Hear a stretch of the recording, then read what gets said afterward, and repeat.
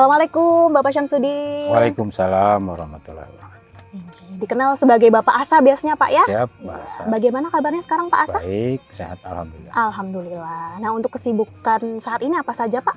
Banyak juga, misalnya menyiapkan roadshow diskusi ya, perbincangan di titik temu untuk Aksara Barito. Jadi beberapa minggu dan bahkan per bulan kan tiap kali ada kegiatan. Termasuk yang rutin mengajar di SMPN 11 Banjarbaru, kemudian aktivitas di Kindai dengan pembenahan fasilitas lah seadanya. Hal yang membuat saya penasaran nih Pak, bagaimana perjalanan awal Bapak bisa menjadi seorang sastrawan ternama di Kalimantan Selatan? Dan apa motivasi Bapak bisa bertahan sebagai sastrawan hingga sekarang? Ya, saya memulai penulisan terutama ya, itu di tahun 1982. Saya menulis puisi, kolom, dan saya kirim ke satu tabloid waktu itu di Jogja. Karena saya SMA di Jogja selama 3 tahun, 1981 sampai 1984. Nah, jadi di Jogja. Dan diawali dengan aktivitas teater. Jadi saya orang teater, mengikuti beberapa kali pertunjukan, pagelaran di gedung di Jogja, Seni Sono juga pernah, Bulak Sumur itu juga pernah, ya. Nah, untuk penulisan berikutnya itu saya memasuki dunia cerpen, puisi, pantun. Kalau pantun itu pantun berkait, namanya pantun berkait. Dan yang saya andalkan dalam tulisan saya itu adalah gumam. Nah, Bapak Asa kan sudah menghasilkan berbagai macam karya sastra ya Pak? Ya. Untuk tema yang paling sering diangkat dalam karya-karya Bapak itu tentang apa? Agak apa ya, saya tuh kadang-kadang menulis otomatis paling banyak itu ke arah protes lingkungan yang rusak. Lebih banyak ke sana saya. Dan itu wajar ya, karena jangan sampai tempat hunian kita ini hanya dijadikan objek. Itu kemudian bagaimana cara memelihara. Saya tidak menolak untuk dimanfaatkan alam Kalimantan, tapi bagaimana cara memperlakukan alamnya, ya. Dan itu yang paling sering secara otomatis saya menulisnya ke sana. Gitu. Berarti untuk karya-karya Bapak mengandung pesan agar menjaga alam Kalimantan, Pak? Betul. Nah, Bapak, setiap penulis itu pasti punya ciri khas ya, Pak? Ya. Nah, kalau untuk Bapak sendiri, bagaimana ciri khas gaya penulisan dari seorang Ali Syamsuddin Arsy? Mungkin boleh dijabarkan? Iya. Awalnya kita kan ada acara di Pusat Bahasa kemarin tuh yang pemilihan ya. Apa itu ya? Acarya sastra. Nah, saya masuk di peringkat 1 tahun 2015. Dan bersamaan saya diundang ke Ubud pada saat itu. Jadi ini momen yang sangat berkesan. Tetapi mereka menilai menjadi juara itu karena keragaman. Saya juga mengirim naskah puisi, buku-buku, kumpulan cerpen terbitan ada juga yang saya terbitkan, pantun berkait, kemudian ada majalah Gumam khusus. Nah, majalah Gumam ini tidak ada di lain karena hanya satu-satunya, dan itu semua karya saya di dalam. Lalu ada esai, saya juga menulis esai dengan rangkaian kalimat-kalimat yang jelas. Tapi yang saya andalkan dalam penulisan masa sekarang adalah Gumam Asa. Makanya saya sangat bertekad untuk menerbitkan lagi setelah 7. Yang pertama adalah Negeri Benang pada Sekeping Papan, yang kedua Tubuh di Hutan-Hutan, 3 Istana Daun Retak, kemudian yang keempat Bungkam Mata Gergaji, yang kelima Desau, yang keenam Cao Cuacau, dan yang ketujuh adalah Jejak Batu Sebelum Cahaya. Yang kedelapan itu yang akan datang, saya buka aja ya. Boleh Pak, yang akan datang itu judulnya Sendra Dara Dara. Senja Gumam. Dara-Dara. Gumam Asa. Baik, itu menjadi ciri khas berarti Pak ya, Saya semua akan karya dari berusaha Bapak di situ. Asa Ya, disebut betul. sebagai Gumam Asa. Betul. Sebagai seorang sastrawan di Kalimantan Selatan nih Pak, Ya. apakah ada keterkaitan antara karya-karya Bapak dengan budaya Banjar? Saya beberapa kali ada, terutama dalam konteks saya menuliskan puisi berbahasa Banjar. Dan itu pernah ikut lomba, kemudian alhamdulillah waktu itu juara 2, terutama misalnya yang puisi Mudik Hajagin. Itu cerita tentang urban yang orang Pahuluan lalu berangkat ke kota. Kita minta jangan terlalu dipenuhkan lah kotanya, lalu kembali ke desa untuk menggarap lahan-lahan mereka. Nah, sahabat bahasa, karena saat ini kita sedang berada di Kindai Seni Kreatif, saya juga penasaran nih Pak, bagaimana sejarah berdirinya Kindai Seni Kreatif ini? Kindai ini bangunan yang kedua. Bangunan kedua? Dulu saya pernah mendirikan juga sebelumnya, yaitu saya namakan TOSI. TOSI itu Taman Olah Seni Sastra ya, Taman Olah Sastra Indonesia. Itu selama 2 tahun, lalu saya bongkar. Itu di daerah Karanganyar, Banjarbaru. Lalu saya bongkar. Kemudian di sini ada lahan saya punya, saya beli dan saya bangun. Dulunya hutan sekali lahan ini, dan sekelilingnya tidak seramai ini bangunan karena memang masih hutan lah, masih hutan, walaupun hutannya yang bukan hutan yang lebat sekali ya. Saya membangun ini untuk selalu intent bersastra, dan saya berharap lokasi ini bisa untuk jadi pertemuan-pertemuan, pelatihan-pelatihan, ada kegiatan-kegiatan tampilan, bahkan bisa dimanfaatkan. Kalau ada yang mau kawinan bisa di sini. Wah, luar biasa, sangat multifungsi ya Pak untuk Kindai Seni Kreatif ini. Artinya atur sendiri aja nanti gimana.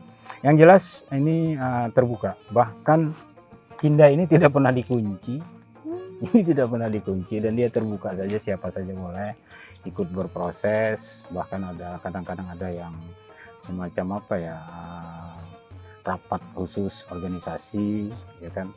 Nah, jadi Kindai terbuka untuk itu. Cuma memang arahnya ke wilayah sastra, utamanya di situ.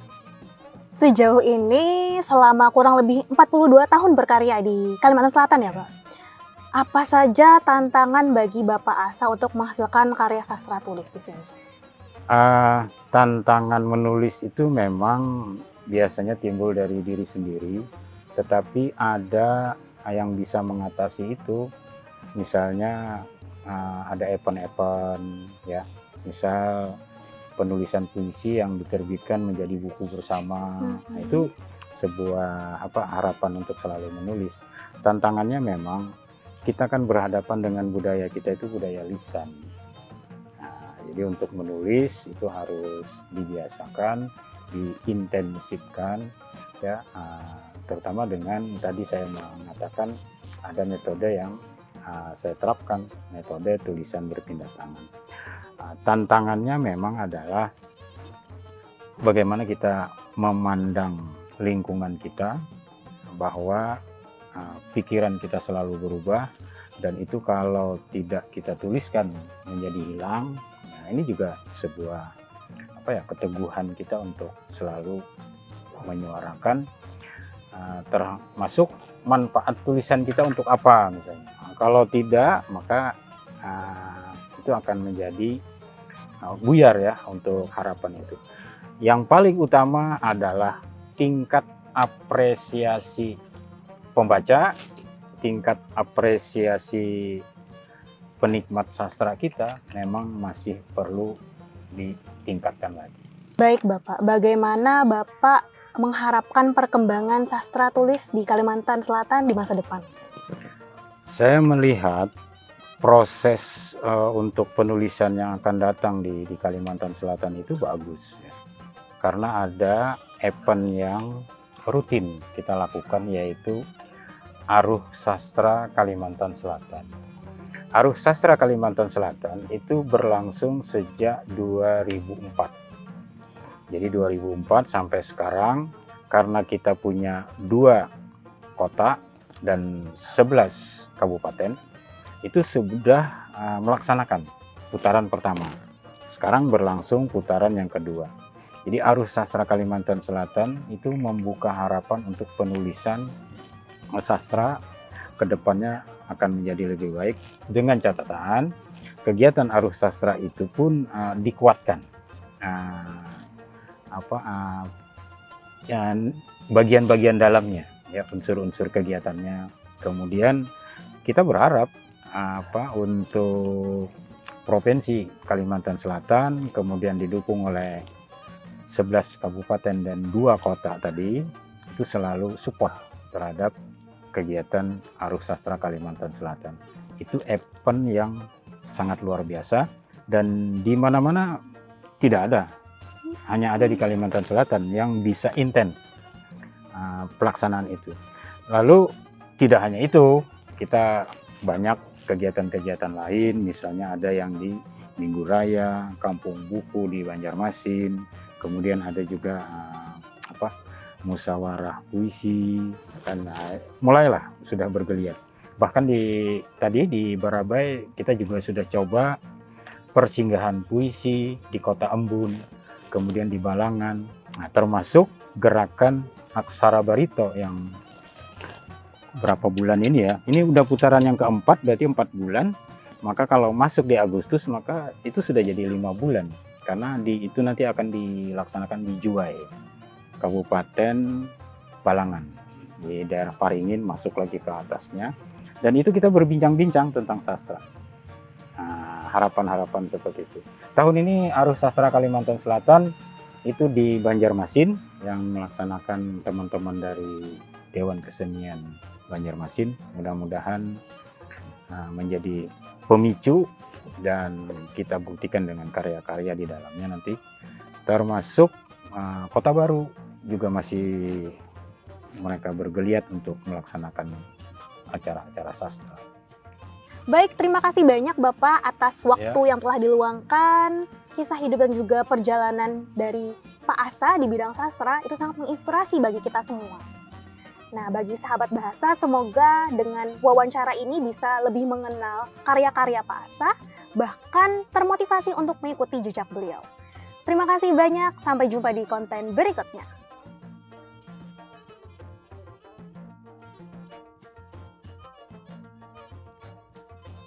Assalamualaikum warahmatullahi wabarakatuh.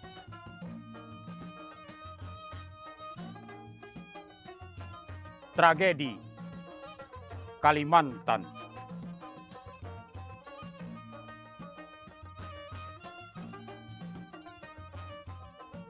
Perih mata, ngungung, gendang telinga.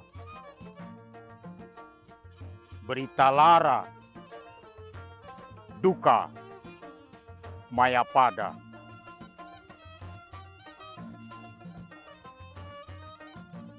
Engkau berkabar dalam kepungan, derap langkah berlari, menjadi satu, menjadi piatu.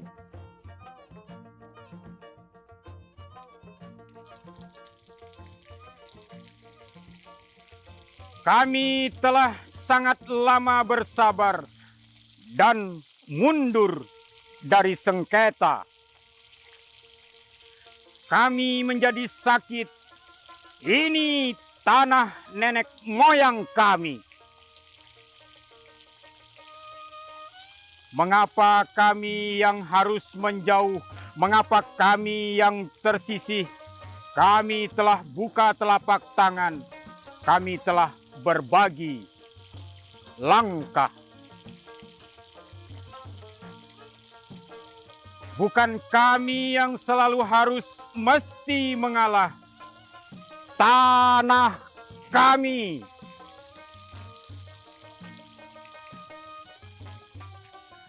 Suara-suara semakin mendesak, engkau tentu saja tak harus terinjak.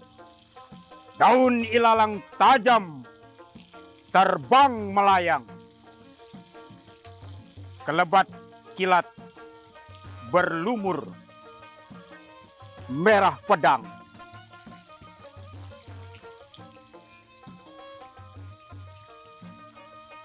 Mandau kami tak beda, leluhur kami adalah tanah nenek moyang kami.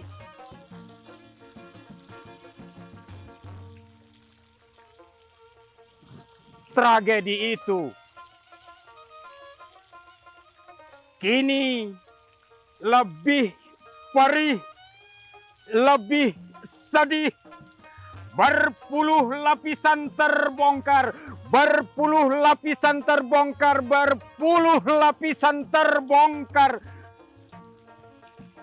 oleh mesin meraung-raung. Assalamualaikum warahmatullahi wabarakatuh.